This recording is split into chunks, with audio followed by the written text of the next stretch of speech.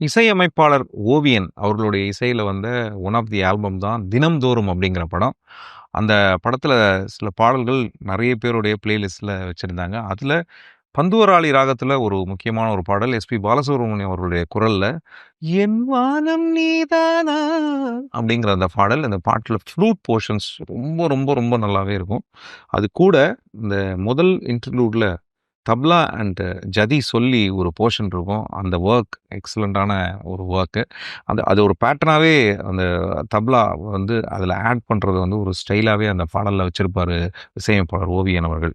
அதே மாதிரி இன்னொரு இன்ட்ரஸ்டிங்கான ஒரு பாடல். ரவீந்திரன் மாஸ்டருடைய கம்போசிஷன்ல பாடுறது அப்டின்னா, மலையாள படத்தில பாட்டு பாட போற ஒவ்வொரு சிங்கர்ஸும் அப்படியே பயப்படுவாங்க. ஏன்னா, அவ்வளோ சேலஞ்சிங்கா இருக்கும் கம்போசிஷன்ஸ்ன்னு. அவருடைய தமிழ் கம்போசிஷன்ல ஒரு பாடல் வந்து பார்த்தீங்கன்னா, கண்மணியே பேசு படத்தில நலம் பாடுவேன் நீ வாழத்தான் அதாங்க பந்தூராளி தான். ஆனா ரொம்ப ஈஸியா இருக்கே அப்படின்னு. அடுத்த 2வது லைனே வேற மாரி ஒரு சர்ப்ரைஸ் குடுத்துருப்பாரு. அந்த சர்ப்ரைஸ வந்து ரொம்ப அழகா பாடியிருப்பாங்க. ரொம்ப சேலஞ்சிங்கான கம்போசிஷன். எஸ். ஜானகி அம்மா அத கரெக்ட்டா ரெண்டர் பண்ணியிருப்பாங்க.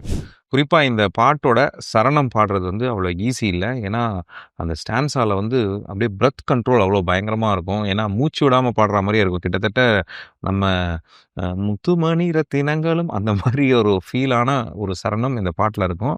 இந்த பாடல்ல இருக்கக்கூடிய ஆர்கெஸ்ட்ரேஷனும் ரொம்ப அருமையா இருக்கும். அதாவது எங்க ஃப்ளூட் லேயர் எப்போ உள்ள போய் வெளிய வருது, எப்போ ஸ்ட்ரிங்ஸ் உள்ள வருது, அதே மாரி அப்படின்னு பலவிதமான இன்ஸ்ட்ருமெண்ட்ஸ பிட்டா ஃபில் பண்ணி கொண்டு வர ஆர்கெஸ்ட்ரேஷனும் இதில பண்ணியிருப்பாரு.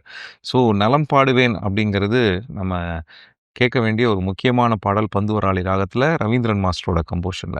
இந்த 2 மியூசிஷியனுடைய இந்த இன்ட்ரஸ்டிங்கான கம்போஷன்ஸையும் பந்துவராளி லிஸ்ட்ல கேட்டு ரசிக்கலாமே!